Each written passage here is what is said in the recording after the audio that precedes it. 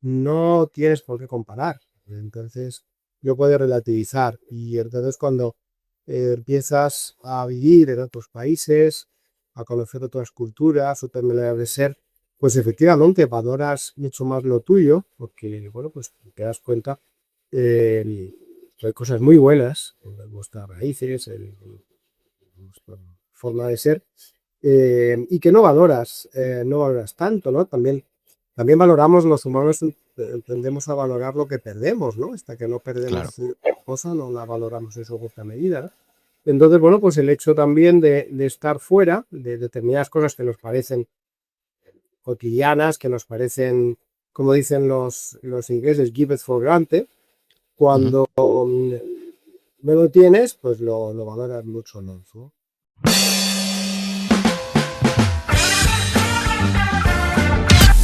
Hoy tenemos a Javier Galván, arquitecto, gestor cultural en la red de Cervantes durante 25 años, a punto de cumplir 25 años.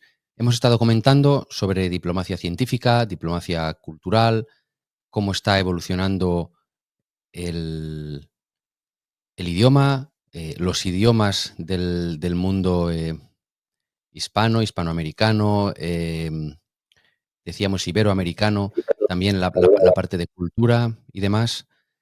Y ahora vamos a pasar a la segunda parte que tenemos siempre en The Senpai Lab, que es conocer la intrahistoria de nuestro senpai en esta ocasión. Empezábamos la charla de hoy preguntándole que quién era Javier Galván. Lo que nos decía es que era un nómada y una persona con multitud de intereses, ¿no? Yo decía que con un aspecto renacentista, él decía pues como un poco de pisar todos los charcos, ¿no? No lo sé si quieres complementar de alguna manera, Javier, en esta segunda parte, algún otro tema o alguna otra característica que consideres que te define.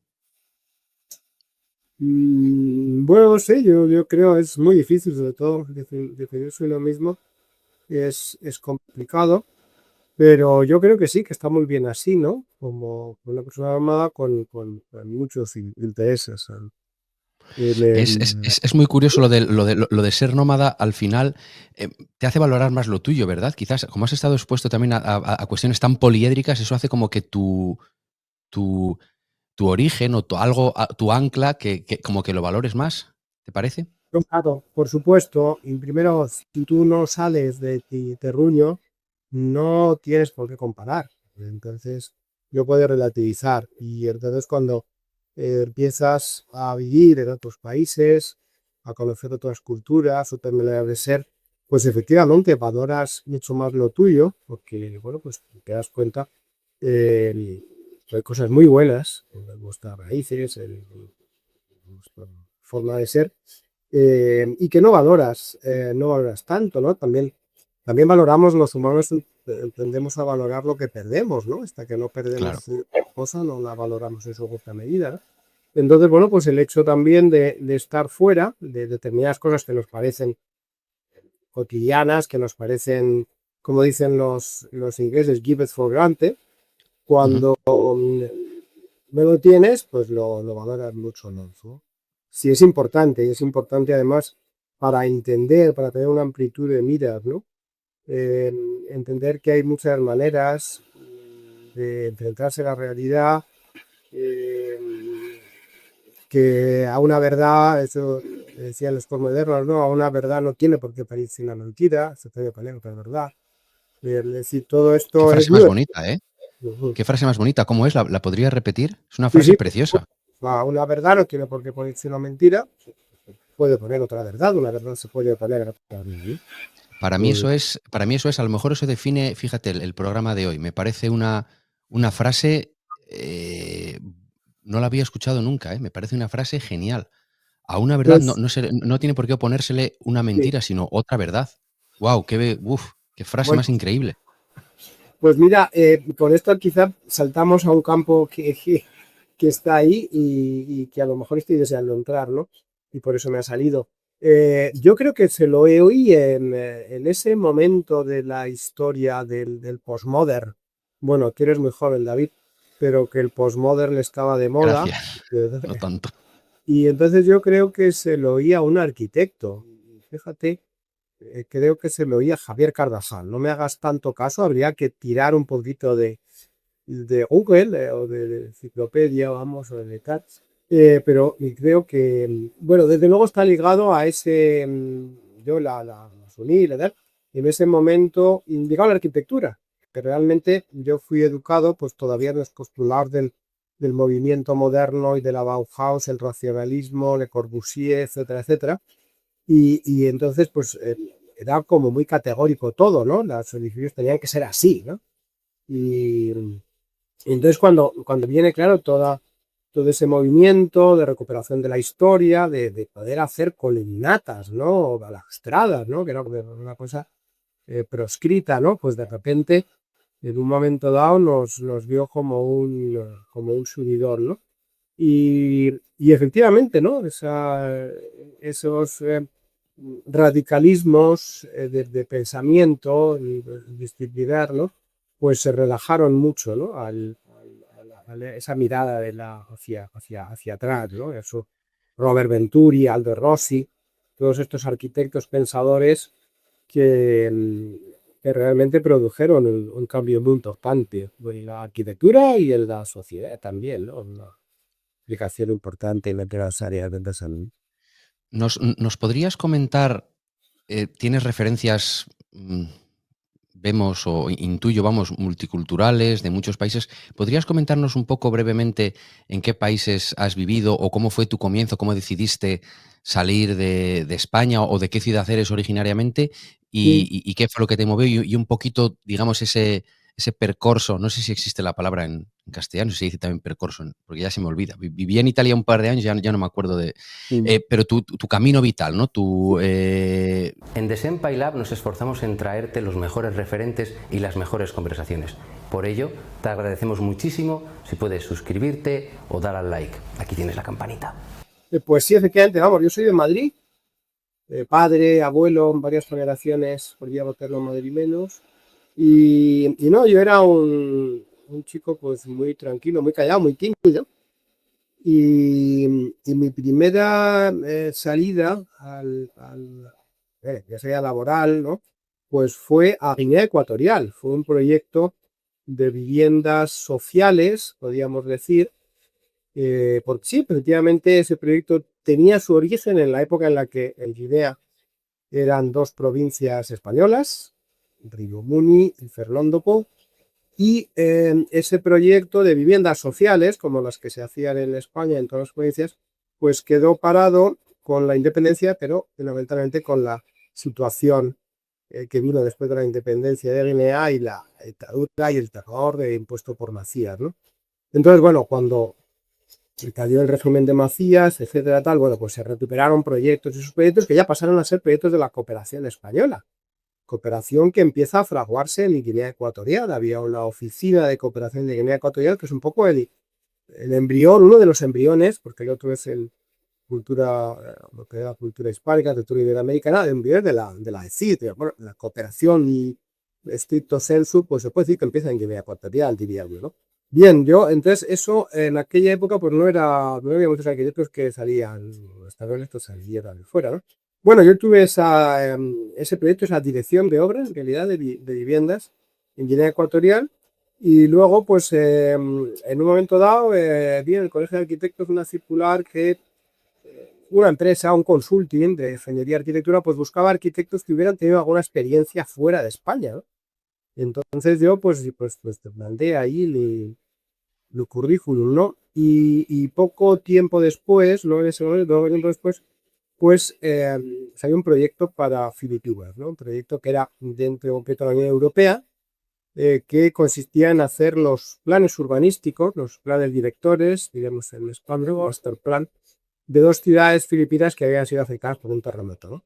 Entonces esto era un consorcio de empresas, de consultorías, mejor dicho, donde la voz cantante la llevaban urbanistas británicos, pero España, que en aquella época pues hacía no tanto que había entrado en la Unión Europea, Comunidad Europea entonces, pues se llevaba muy pocos proyectos. Entonces, este consulting español pues tenía una alianza, una joint venture y británicos y holandeses, recuerdo, y bueno, pues consiguieron ese proyecto y esa fue mi entrada en Filipinas, ¿no? Fue algo que realmente cambiaría mi vida porque yo en Filipinas me interesó muchísimo la arquitectura de la época española en Filipinas, una arquitectura muy diferente a todo el conocido, ¿sí? Con concomitancias, con diferentes culturas, pero muy particular y muy poco conocida en España. Eso me llevó a hacer mi tesis doctoral sobre esto, sobre arquitectura de origen español en Filipinas y del archipiélago del Pacífico, y a estar involucrado también en diferentes proyectos ligados al patrimonio, a la historia, en la antesala de las conmemoraciones del centenario del 98, de la pérdida de las últimas posesiones o territorios, mejor dicho, del Imperio Español. Y bueno, tuve la inmensa suerte de hacer un proyecto precioso que era ir por los archipiélagos de Marianas, Carolinas y Palaos, Qué maravilla.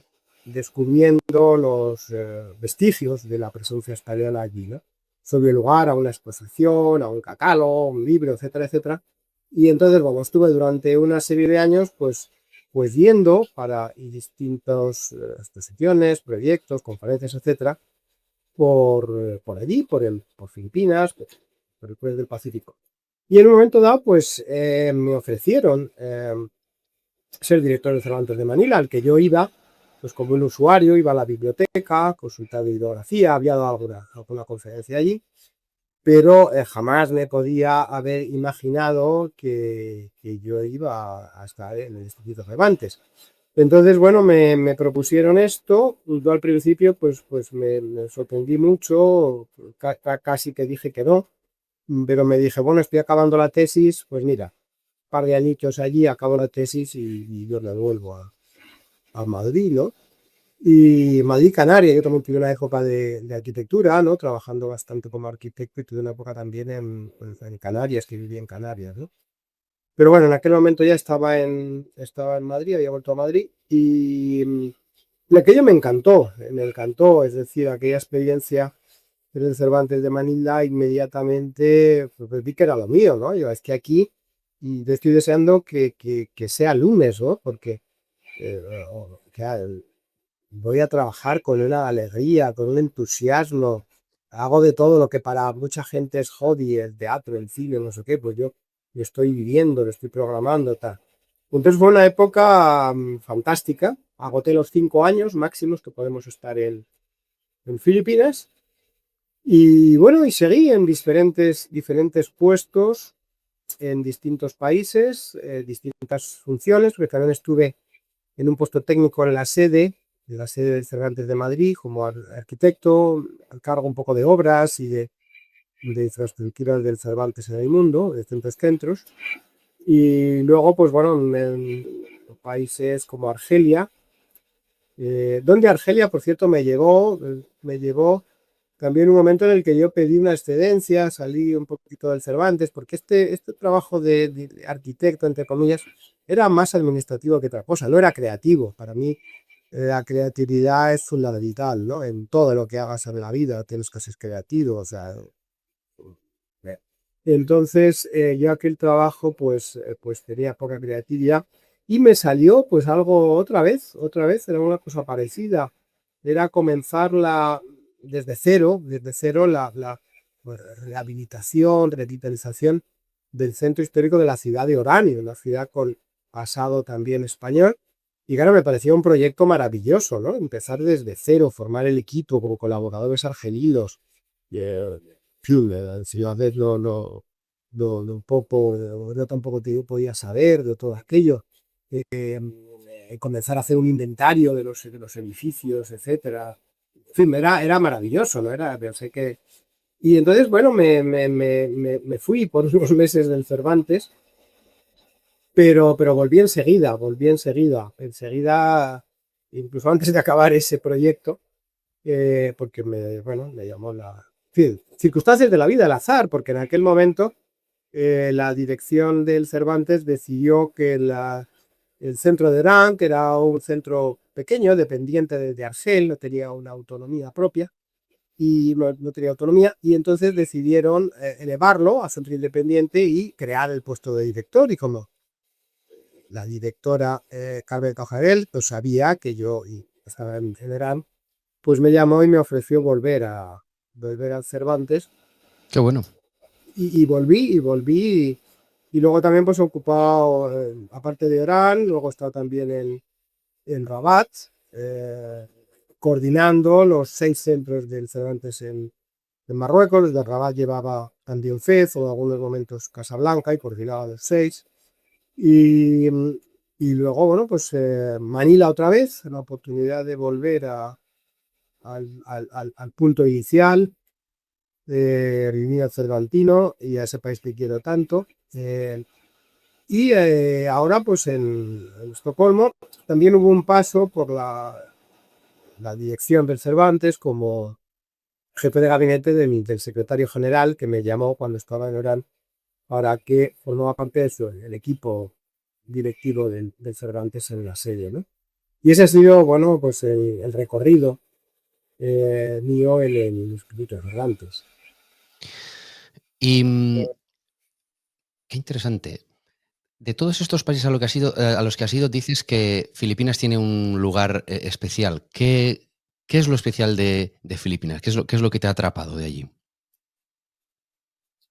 Bueno, lo que me viene a la cabeza es que Filipinas todo me sale bien. O sea, yo no sé si es algo existencial, pero digamos que en todos los sitios pues ha habido algo, una relación, algo que no ha ido tan bien. En Filipinas es que hasta lo que me ha ido mal en esas etapas no tenía su origen en Filipinas, sino en España en concreto, ¿no? Vaya. Entonces, sí, esto me refiere a relaciones personales, ¿no? Pero efectivamente en Filipinas, pues hasta de repente primero eso que decíamos antes, ¿no? De descubrir cosas que tú no sabías. Yo, como he dicho, yo era y sigo siendo, yo creo que eso sí es, ¿no? Muy tímido, muy tímido. A mí me daba pavor hablar en público, ¿no?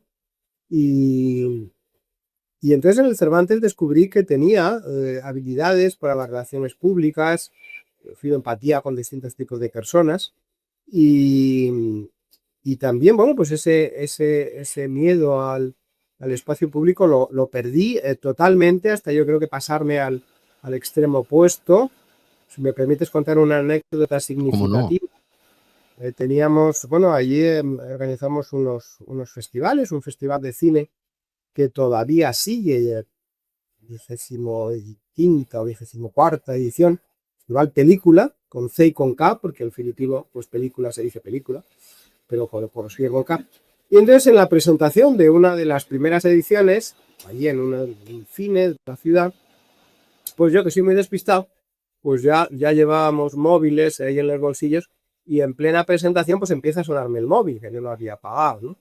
Y entonces, pues mi corto ni perezoso, pues saco el móvil y digo, perdón un momento, y empiezo, oye, gracias Pedro, sí, estamos aquí, oye, fenomenal, a ver si bien estar. Y entonces simulé que era Pedro Almodóvar el que me llamaba, ¿no? Y entonces, bueno, pues todo el mundo se quedó así, hasta un amigo actor, casado con una profesora de Cervantes, me dice, Javier, pues que ella no, Almodóvar y tal. Y hombre, no, Ronnie, es que me ha sonado el móvil, como sea así y tal. Pero, ¿sabes qué parecía? Y bueno, mejor es que tú eres actor y no me digas qué tal, ¿no? Entonces ahí yo me di cuenta bueno. realmente de ese progreso en no tantos años, ¿no? De tener, bueno, esa soltura y esa capacidad de perder el miedo a las cosas, de no tener miedo a nada, ni mucho menos a un público, imagínate, ¿no? Un público que ha ido a valorar, a compartir contigo cosas, que está muy agradecido porque les estás llevando cine, cosas que no están normalmente al alcance de ellos. Entonces, bueno, es tener miedo a uno mismo. En definitiva, los miedos siempre es un miedo hacia uno mismo. Y entonces, pues realmente Cervantes, entre las muchas cosas que me ha aportado, y en este caso Filipinas en grandísima medida, pues es eso, es el conocer que mejor a ti, el descubrir facetas tuyas que ignorabas, potencialidades.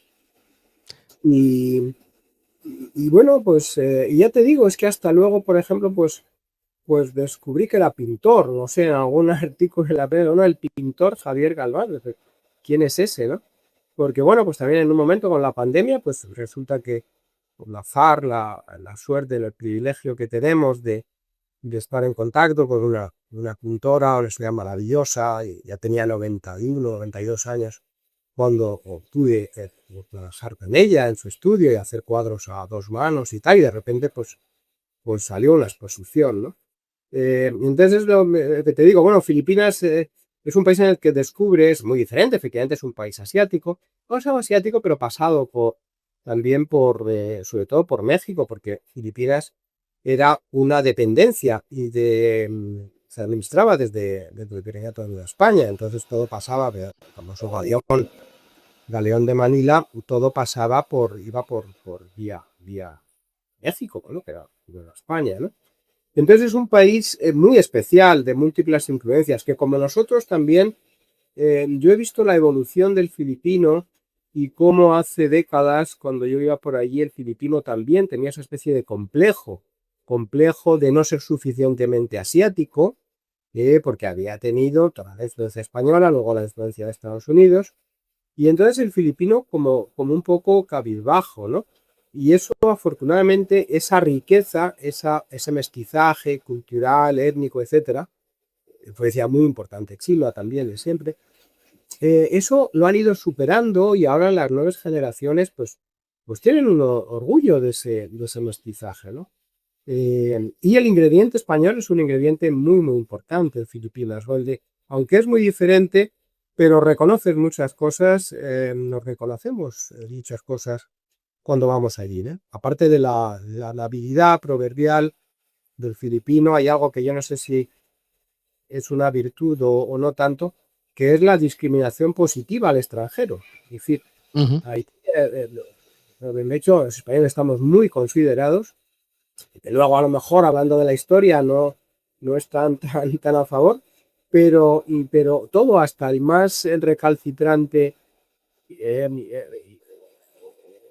filipinista, digamos, o nacionalista en un sentido radical, cuando llega a lo personal reivindica sus apellidos, apellido español, y siempre hay algún ancestro español, que a veces te cuesta trabajo por el tipo racial identificar sangre española, pero ellos están muy orgullosos en lo personal, sobre todo, de esa vinculación con España, ¿no? Entonces te hacen sentir bien, o sea, el filipino en general es alguien natural, de una exquisita educación, aunque a lo mejor no hayan tenido tantos medios, pero por su propia idiosincrasia, su propia forma de ser. Son gentes que te hacen sentirte bien, sentirte valorado, quererte a ti mismo, ¿no? Entonces, eso no tiene precio, ¿eh? Es un enorme. Yo en muchos españoles, ¿no? Hay una cita que yo me apliqué a mí mismo creo que fue uno de estas misiones diplomáticas, enlazando con diplomacia cultural, que se hicieron a principios del siglo XX, cuando ya se pasa un poco el trauma del 98, y entonces hay esas misiones, y a Filipinas lleva una de estas misiones a Julio Palacios, el físico, y Jorge Guillén, ¿eh? Y entonces el que escribe el libro, que el libro tiene un título que, en fin, a lo mejor puede sonrojar un poco, Filipinas, orgullo de España. Se Ujú. acaba el viaje a la Asia, no sé cómo era su título. Que lo escriben no el literato, sino el físico, lo escribe Palacios, que bueno, eran científicos, pero grandes humanistas también, ¿no? Qué maravilla. Esa Como gente, ¿no? Marañón, Marañón y lo Cien- más. Marañón, lo que tú decías, en eso es. cualquier país, Marañón, habría plazas, calles, Sí, habría penínsulas, desde porque luego. Marañón es una figura de una dimensión brutal, ¿no? En la ciencia, en la endocrinología, se adelanta muchos años a su época, pero Nos- también en la n- n- historia, Sofía n- es una figura bestial, ¿no? Nosotros tuvimos aquí a su último discípulo vivo, al doctor Carlos Enrique, le hemos tenido en el programa, con 88 años. Qué Es maravilla, una maravilla, un hombre, desde luego, qué que ha maravilla, heredado, yo creo, ese espíritu humanista. sí, qué maravilla. Bueno, pues entonces Julio Palacios decía creo que de García Sanchís, que lo encontró allí y dice, en Filipinas se encontró a sí mismo. En Filipinas se encontró a sí mismo. A mí esa frase me llamó mucho la atención y me la apliqué a mí. Yo realmente en Filipinas descubrí pues un Javier que yo ignoraba, ¿no? Y entonces eso, pues bueno, me ha marcado también. Aprendí de un embajador del que yo aprendí mucho, que fue también una gran figura cultural y uno de los, digamos, padres fundadores, como él decía, del Cervantes, del Cid Colomé, que me acuerdo cuando él se despedía y de embajador de Filipinas. Yo todavía no estaba de Cervantes, era cuando he ido a Filipinas anteriormente, y me pilló, estado por ahí por la embajada, haciendo no sé qué, me pilló su despedida en petit comité, despedida con el equipo. Y decía, bueno, que él decía, la primera embajada es como la primera novia, ¿no? Que nunca se olvida, tal, ¿no? Y entonces, bueno, yo también eso me lo aplico de Manila, fue mi primer Cervantes, y realmente pues hay una vinculación, un cariño y una relación muy especial, ¿no? Especial. Que si me permites, y quizá me esté extendiendo demasiado, trasciende a los demás. Hay una anécdota también muy curiosa.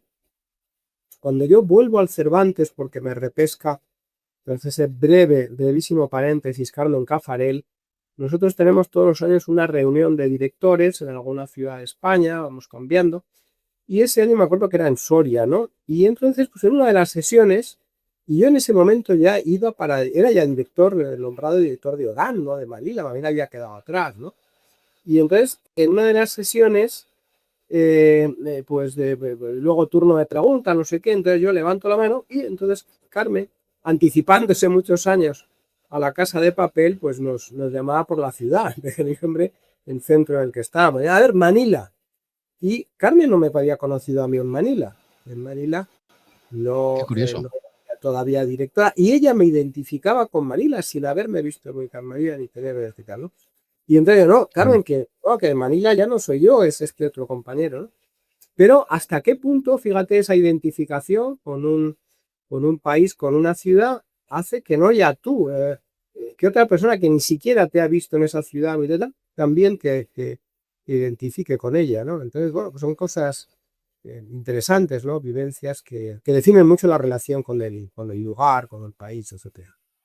Qué interesante. Una de las cosas que solemos preguntar también aquí, sobre todo pues para esa gente que ha vivido mucho, que ha hecho tantas cosas y demás, si quieres compartir con nosotros pues algún momento especialmente complicado o duro que tuvieses en la vida, que pueda haber sido por tema profesional o por tema personal, porque de nuevo las redes hay mucho de venderse bien, de venderse, no sé, parece que todos son los éxitos, ¿no? Y nadie cuenta precisamente lo que aquí decimos, la intrahistoria. Y hay un montón de gente que está intentando cosas y no le salen, o que la vida le da un revés o varios reveses, y nos gusta hablar con nuestros referentes para que compartan hasta donde quieran pues algo que hayan tenido ellos y que bueno, que podamos sentirnos identificados cuando nos toca algo difícil, y también pues cómo lo superaste o en qué te apoyaste o cómo se resolvió, no lo sé, hasta donde te parezca. Sí, la verdad es que, bueno, sí, yo creo que claramente es el desarraigo, ¿no? El desarraigo es lo que define, es la contrapartida, digamos, de tantas cosas positivas, favorables, el crecimiento personal, la apertura de heridas, ser más tolerantes, superación, a comprender más a la gente y a ti mismo, todo esto. Pero, claro, el nómada pues va de un sitio a otro y acaba no siendo de ningún lugar, ¿no? Claro. Entonces, esa es la mayor dificultad, y dificultad que se hace extrema cuando vuelves a tu país. Yo he vuelto, los directores de Cervantes, los directivos de Cervantes general, no solo directores, los expatriados, como nos llaman. No, cuando volvemos a España es casi lo más complicado. Yo he vuelto dos Claro. veces, cosa que hay muchos compañeros que no vuelven hasta que terminan todo su recorrido, ¿no? Yo, por lo que comentaba antes, ha sido dos veces que he vuelto a España y me he encontrado mal. La primera estuve solo un año y medio, desde que fui a Argelia. No me encontré en ese año y medio, no me encontré bien. Volví a estar feliz cuando estaba fuera, claro. Cuando estaba en Orán, ¿no? Orán, otra ciudad a la que quiero mucho todavía. Y luego, pues también la segunda etapa, además, que bueno, iba en un puesto muy interesante, ¿no? Porque el gabinete de dirección o de secretaría general, gestionas toda la red, o sea, ves todo en, la institución, en su complejidad, es muy interesante, ¿no? Y no eres tú quien decides, pero sí quien das muchas de las pautas a los órganos directivos para que tomen las decisiones. O sea, muy interesante, pero yo estuve 2 años y el primer año volver a mi ciudad, volver a Madrid, lo pasé bien, no pasa nada bien, ¿no? El segundo ya sí fue el mejor año, he de decir que el mejor año de los muchos que he vivido en Madrid y quizás sea el mejor, ¿no? Ese segundo año pero acabé saliendo cuando tuve oportunidad y me fui a Rabat a dirigir otro centro, ¿no? Entonces es el desarraigo y sobre todo sobre las relaciones personales. Y yo los peores momentos, pues las peores situaciones, pues han entrado en la relación de que siempre he tenido la novia en otro continente, no ya en otro país, en otro continente, ¿no? Madre Entonces las mía. relaciones a distancia, relaciones que a lo mejor comienzan en un momento en el que te estás yendo del país y entonces ya no sabes Ya. qué va a ocurrir.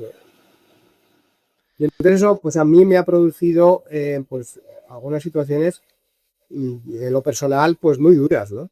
Por dificultad de materializar una relación personal, bueno, de crear una familia. Si la tienes ya cuando empiezas tu recorrido en el servicio exterior, pues es complicado, ¿no? Que tu cónyuge te siga en todo ese itinerario, porque tiene que renunciar a su gran Sí, sí. libertad, A su tiene que vida, sí. a su vida, es una vida profesional y luego los hijos, pues, que son pequeñitos, pues bueno, los llevas, pero llega un momento en el que también hay países en los que no puedes tenerlo, no puedes darles la educación que tú crees, ¿no? Entonces es complicado. Y si no, como nos pasa mucho, pues sales de España precisamente por esa libertad que tienes, que no tienes ningún vínculo personal en ese momento, pues luego es muy complicado. Es muy complicado al menos en mi caso, hay casos de compañeros, compañeras que sí que han formado su familia en alguno de estos países, ¿no? Pero es complicado conectar con personas en lo personal que son de culturas muy diferentes, a veces de valores muy diferentes. eh, no es fácil. Y entonces, sin duda, ese desarraigo, ese no soy de aquí ni soy de allá, ¿no? Eh, pues eso, como digo, es la contrapartida, ¿no? El lado más ingrato de una carrera profesional como la mía, ¿no? ¿Y cómo lo superas? ¿En qué te apoyaste? La gente que esté ahora sufriendo por un tema personal o por un tema profesional o personal y profesional, porque a partir de una cierta edad es que muchas veces va de la mano, ¿no? Cojo esta oferta y pongo en riesgo esta relación o no. Entonces, Sí. ¿en qué te apoyaste? ¿Hubo alguna en los momentos duros o en los momentos así de transición de tu vida que dijiste, oye, mira, pues aprendí a hacer esto o me dediqué a esto y me vino fenomenal? No lo sé. Sí, bueno, hay dos muletas ahí importantes. Una es el propio trabajo, o sea, una que viene dada, te viene cuesta.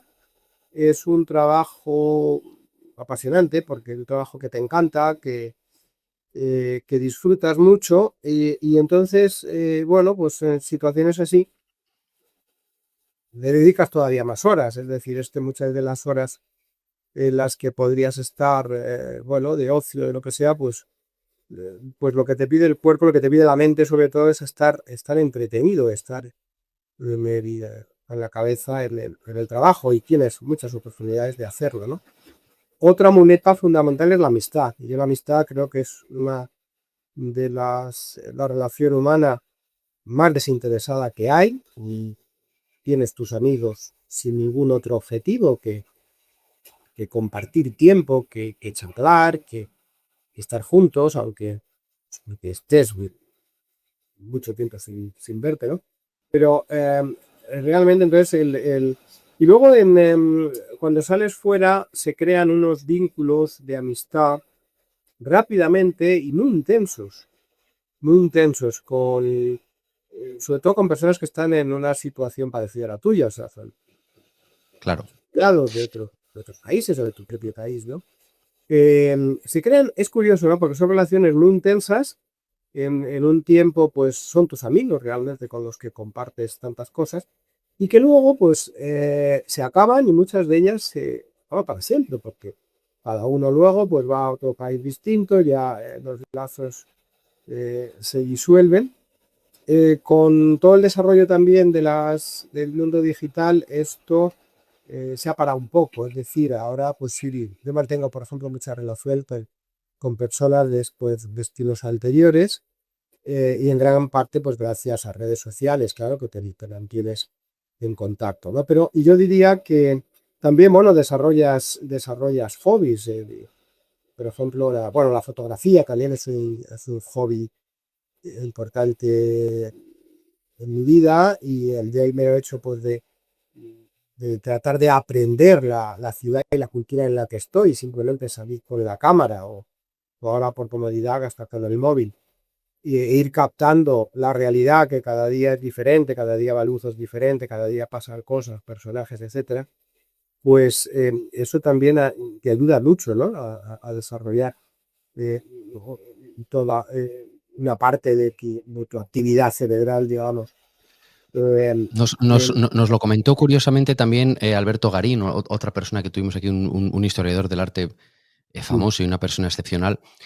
Nos comentó también para los momentos difíciles de la vida apoyarse en la amistad, curiosamente. A mí me sorprendió porque la gente menciona menos a la familia y más a los amigos como personas que están muy cerca y muy a tu lado y que son fundamentales en los trances complicados de la vida, ¿no? Entonces, cuidar esas relaciones personales, estar tú también para tus amigos cuando lo están pasando mal, yo creo que es fundamental. Cuando las cosas vienen bravas, hay que apoyarse y hay que tener buenas amistades y cuidarlas, porque yo también lo creo. En mi experiencia personal también ha sido absolutamente fundamental. Esos amigos, ese amor, como dices tú, ese tipo de amor extraño, muy desinteresado, realmente muy especial, muy especial. sí. Em, has comentado de soslayo una cosa interesante, hablando también de la tecnología y demás. ¿Cuál es tu punto de vista? Solemos también preguntarlo en el programa sobre la inteligencia artificial en todo lo que tiene que ver, por ejemplo, pues con la diplomacia cultural o con el arte, por ejemplo. ¿Qué papel crees que tiene o que está llamada a tener? Bueno, pues vamos a ver, yo lo sigo viendo como una herramienta, ¿no? Una herramienta enormemente poderosa que, si sabes utilizarla, pues es fantástica, ¿no? Es una gran ayuda. Al menos la inteligencia artificial, tampoco me he metido tanto hasta donde llego. Consigue ser una herramienta, repito, muy, muy potente, ¿no? Que te permite, que te ayuda y que te permite, como otras herramientas digitales han sido, pues tener la información inmediatamente, poder consultar muchos registros, poder interrelacionar muchos Ujú, conceptos, muchos nombres, muchas cosas, ¿no? ujú, Pero todavía, al menos, yo no sé en unos años cómo y derivará esto, ¿no? Pero todavía es una herramienta que tú tienes que saber manejar, porque si no, pues no sirve, ¿no? Es decir, yo, por ejemplo, pues te digo, ahora estoy dando unas clases de arte, ¿no? Sobre grandes nombres de la pintura española, pues, ujú, Rafael, Goya, Picasso, Dalí.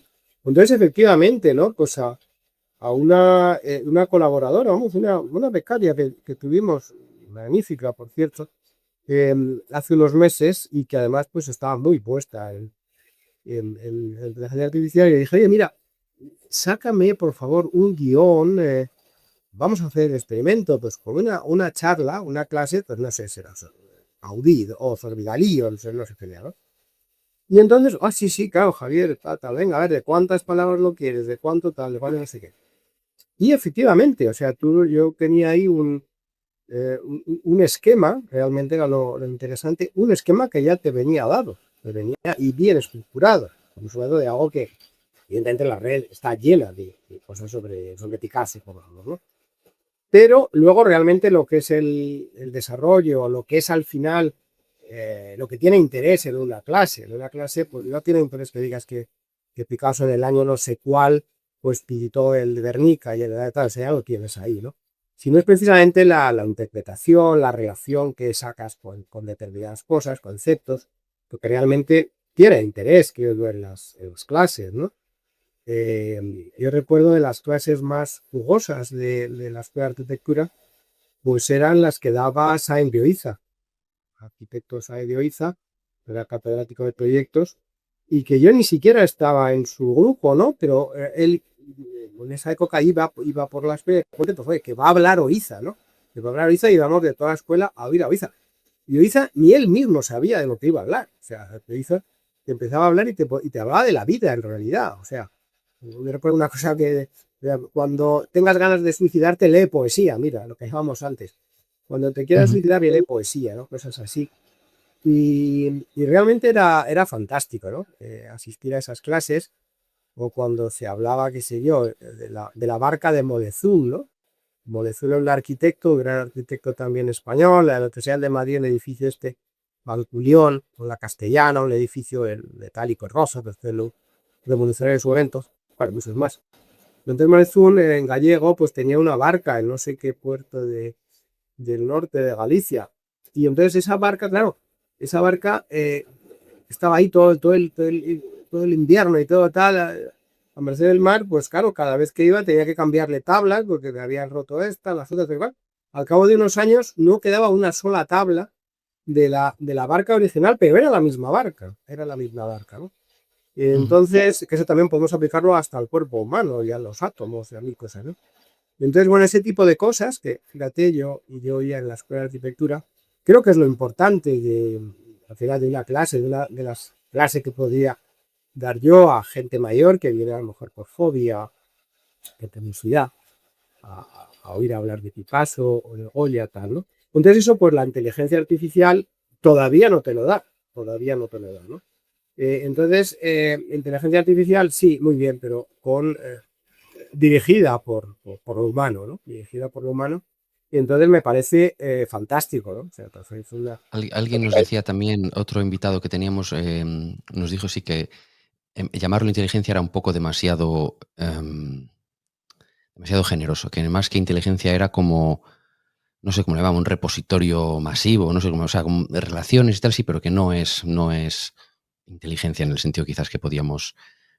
las individualidades de las personas pues tienen una parte cultural y eso debería ser, yo también lo creo, ese nexo común. Y por tu parte personal, Javier, ¿qué retos tienes ahora mismo o a Bueno, futuro? es un momento complicado,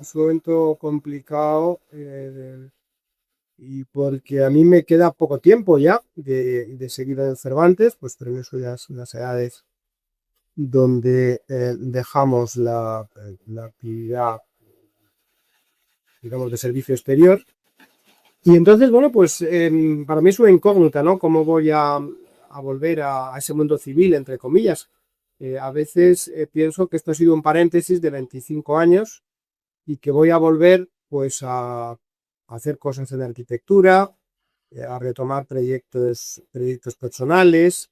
Me atrae mucho también, y un poco la idea de lo anterior, en apoyar proyectos humanitarios, sobre todo de defensa de la infancia.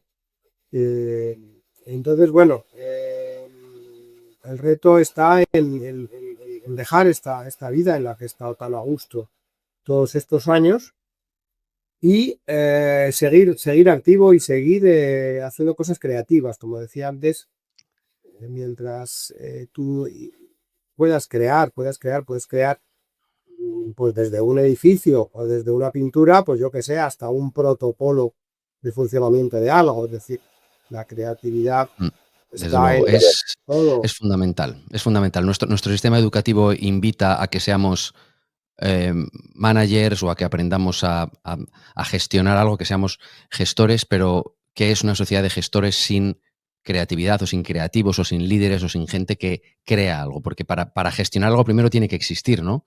Entonces estoy totalmente de acuerdo que se debe de ese impulso natural que tenemos las personas y que a veces lo perdemos hacia la creatividad de cualquier cosa que creamos, valga la redundancia, o que pensemos que vale la pena generar, yo creo que es también fundamental, porque sin creación no hay nada que gestionar, ¿no? Entonces, qué bien, me parece, yo creo que es súper interesante, es un mensaje súper importante para la gente que nos está escuchando. Si no te importa, solemos hacer otra pregunta interesante. A nosotros nos enriquece muchísimo y a nuestra audiencia también. Luego hacemos una lista de Spotify con todos los que pasáis por aquí, nos decís una canción o un par de canciones que signifiquen algo para ti, y ya si nos puedes decir a lo mejor que sea de alguno de estos países que nos quedan a lo mejor tan lejanos en términos de cultura. No sé si es Argel, no sé si es Filipinas, alguna canción que nos puedas recomendar. Yo creo que te lo agradeceríamos mucho. Hombre, vamos a ver, a mí, hablando de la amistad, que os decía antes, pues hay dos canciones. Una que además yo ponía mucho antes de las películas, o pues la gente esperaba, que era esa de Amaral, ¿no? De Mis amigos, ¿no? Son amigos, tal, ¿no? Qué buena. Y luego, bueno, yo soy muy Beatlesman, ¿no? Y entonces, lo mismo, Little Help from My Friends, ¿no? Que va un poco en esa línea de lo que me comentabas tú antes, ¿no? De momentos difíciles, momentos, pero bueno, pues la canción lo dice Víctor, con la ayuda de la amistad. O sea, Claro, un poquito de alegato a la amistad. ¿Se te ocurre alguna canción, perdona que insista, sí, filipina o argelina o marroquí o algo así interesante? me viene a la cabeza Aisha, la canción de Jaleb, pues la canción que me viene ahora a la cabeza como una canción popular de un cantante argelino que triunfó en de todo el mundo, ¿no? Pues en España también triunfó y que se convirtió casi como un himno transnacional, que bueno, no deja de ser una canción de amor dedicado a una mujer, Aisha Qué maravilla. me viene a la memoria, vamos a ver, de Filipinas, no sé, es que lo que me viene, como los surrealistas, sin que la razón intervenga, me viene el Bésame mucho, porque es que en cuanto oyen que eres español o que hablas en español, y es muy común el que haya gente tocando en los restaurantes, en los sitios de Filipinas, pues si sabe que hay un español que canta en el Bésame mucho, o sea, no te lo puedes quitar de encima, ¿no? Que no es filipino. Es común en Japón también, en cualquier karaoke, hasta en los más viejos de los karaokes de las máquinas más antiguas, siempre está Bésame mucho. O sea El que... Bésame mucho, pero sí. Y entonces, bueno, no sé, hay canciones filipinas que tendría que pensarlo, ahora no me viene así ninguna. No te preocupes, nos lo puedes decir más adelante, si no, no hay ningún problema. La otra cosita que preguntamos al final es, una vez que has estado hablando con nosotros un buen tiempo ya, casi un par de horas, pasa el tiempo volando, y tras haber pasado este tiempo, y si estás a gusto, si se te ocurre alguna persona que tú conoces, algún contacto que tienes, alguna persona que creas que su vida es interesante o lo que hacemos, que valga la pena compartir, que por favor nos lo digas porque estamos empezando, pero a ser posible nos tienes que ayudar a conseguirla, a conseguirle que se venga para aquí. O a ella, Bueno, vamos. y yo muy feliz, no sé, también tendría que pensarlo, me lleve a la cabeza, pues yo conocía gente muy interesante. Aquí en Estocolmo, por ejemplo, me viene a la cabeza Carlos Becker Molina, es un escritor intelectual boliviano, pero tiene 86 años, del otro día. Nos encanta la gente mayor, ¿eh? Con los que hemos hablado, la verdad es que tiene una conversación y es algo, de verdad, suelen ser personas con una conversación y con un pozo especial. Es que él salió de Bolivia, tuvo que salir de Bolivia, estuvo prácticamente muerto, condenado a muerte 2 veces, luego va para Argentina y le toca todo lo de los militares, etcétera, y lleva ya 50 y tantos años en Venezuela. Él ha sido guionista de radio, de estas novelas de la radio, en fin, es una persona con Qué una vida maravilla. muy interesante, ¿no? Pero Puede bueno, ser una persona interesante, sí, qué el bien, tema gracias. de Japón, pues lo trae también a Tilo Rodal, Florentino Rodal, historiador, pero que ha sido también uno de los casi pioneros de España en muchos territorios, en islas del Pacífico, no creo que haya habido algún español aparte de él y contaba con los dos de la mano, ¿no? Yo ya lo comenté, lo comentamos el otro día. Yo es un viaje que tengo pendiente y creo que lo voy a hacer dentro de poco, a las islas del Pacífico Sur. Entonces, creo que te voy a pedir su contacto porque será maravilloso aprovechar todo lo que pueda por esa zona. Pues muy, muy recomendable. Tilo además es profesor catedrático universitario, pero una persona muy, muy jovial, ¿no? Jovial que, bueno, no sé si debería decirlo, en sus años más juveniles, era animador en un hotel de Ibiza, imagínate, ¿no? Qué maravilla. Es que a nosotros nos encantan ese tipo de persona que es animador en un hotel en Ibiza y luego catedrático y luego está en las Islas del Sur. Esa es la gente de verdad que yo creo, esos son los senpais, esa es la gente que puede inspirar a las personas que nos escuchan para que hagan la vida que les parezca, que no se compliquen y que vayan para adelante con la vida que les parezca. Yo creo que es el mensaje que tú también transmites con tu historia vital en distintos continentes, en arquitectura, después en diplomacia, en lo privado, en lo público, no lo sé, me parece, ¿verdad?, un mensaje tan vital y tan potente, tan necesario ahora, ¿no?, que parece que todo el mundo y la gente joven tiene esa presión de están siempre comparándose con otros, con las redes sociales, parece que están siempre, no lo sé, escrutados, no lo sé, a veces me dan pena, están como siempre, ¿no?, viéndose comparados, viéndose observados, no lo sé, tienen poca libertad para decir, pues ahora esto, ahora lo otro, no lo sé. Por eso creo que es un mensaje súper poderoso el que transmites tú con tu ejemplo vital y este otro hombre que nos has comentado, esa vida tan curiosa. Sí, fue, fíjate, profesor de español del emperador de Japón. Wow. En un momento dado, pues sí. Y muchos más te podría decir, no sé. Hay un compañero que me parece también muy interesante, que es Ignacio Peiró, en otro ámbito. Ignacio Peiró ahora es el director nuestro en Roma, lo ha sido en Londres.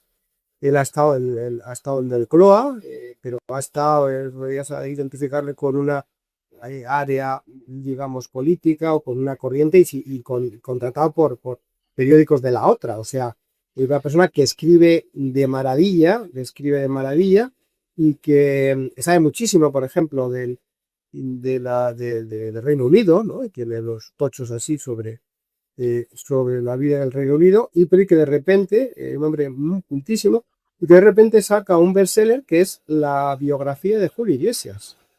Y vernos quedamos retos. Otra persona maravillosa, porque es ese tipo de gente la que yo de verdad creo la que vertebra el mundo. Una persona que puede trabajar con dos partidos políticos o dos tendencias principales. Eso es lo que necesitamos de verdad, yo creo, ahora más que nunca. Gente que cree consenso, que tenga respeto por ambas partes y dejar todo lo que podamos, enfrentamientos, frentismos, y ese tipo de personas son ejemplos increíbles. Y además escribe, ya ves, un bestseller de Julio Iglesias. Es que a mí me encantan esas vidas de gente un poquito especial y echada para adelante, ¿no? La verdad es que es maravillosa y en ese sentido la tuya también es de verdad, es un ejemplo. Y yo creo que estas casi 2 horas ya que llevamos hablando son testimonio e inspiración para mí el primero y para todos los Kohais que tenemos también. Como decíamos al principio, Senpai es el referente y Kohai es la persona que quiere aprender de ese referente, ¿no? Entonces, no lo sé si para concluir tienes algún último comentario, algo que decirnos o algo que quieras compartir con nosotros. No, yo a la gente joven que nos pueda seguir, yo creo que hay pocos lemas, digamos, pero profundos, y que se pueden resumir en uno solo, ¿no? Vive y deja vivir. Es decir, haz lo que tú quieras, lo que realmente sientas que quieres hacer, siempre con el respeto a los demás. O sea, vive, haz tu parte de la relación con todo lo demás, deja vivir, ¿no? Un poco diría eso, una libertad absoluta, no estar mediatizado por cuestiones ajenas a ti, ajenas a lo que tú crees, a lo que tú quieres, siempre con ese respeto. El respeto que hay que tener absolutamente a todo el mundo, empezando por la naturaleza, y absolutamente a todas las personas, sean de la extracción que sea. Yo creo que teniendo eso realmente asimilado, puedes ir por el mundo, bien, disfrutando de la vida y también pues haciendo que los demás la disfruten también. Pues es un mensaje súper poderoso para terminar, porque también yo creo toca con las redes sociales. Haz lo que quieras, no te preocupes tanto, y al mismo tiempo que tú también todos somos parte de las redes sociales y podemos convertirnos en censores y en observadores duros y críticos. Dejemos hacer también, ¿no? Haz lo que quieras y deja también a la gente hacer lo que quiera, y yo creo que siguiendo eso poquito a poco las cosas irán mejorando, seremos más tolerantes, el mundo irá para mejor y, en fin, siempre siguiendo ejemplos como el tuyo, Javier. Y pues nada más, yo creo que hasta aquí podemos decir que ha durado la charla de hoy. Agradecerte de nuevo tu tiempo, tu experiencia. Hemos dejado un montón de cosas en el tintero, se podrán dejar para una segunda charla. Pero de nuevo, agradecerte de verdad el ejemplo, el cariño, todo lo que nos has comentado. Y nada más, que muchísimas gracias. Y a todos los que nos habéis seguido hoy, pues que gracias por vuestra atención, que nos dejéis los comentarios, todo lo que queráis, si tenéis alguna pregunta para Javier. Y de nuevo, muchísimas gracias y yoroshiku onegaishimasu, que es lo que se dice en japonés. Muchísimas gracias. Muchas gracias, David. Muchas gracias a vosotros. La verdad que está encantado y como dices, se han quedado cosas en el tintero, podríamos seguir hablando horas y horas. Eso es un gran mérito también tuyo como conductor de la entrevista. Muchas gracias. Muchísimas gracias. Un abrazo.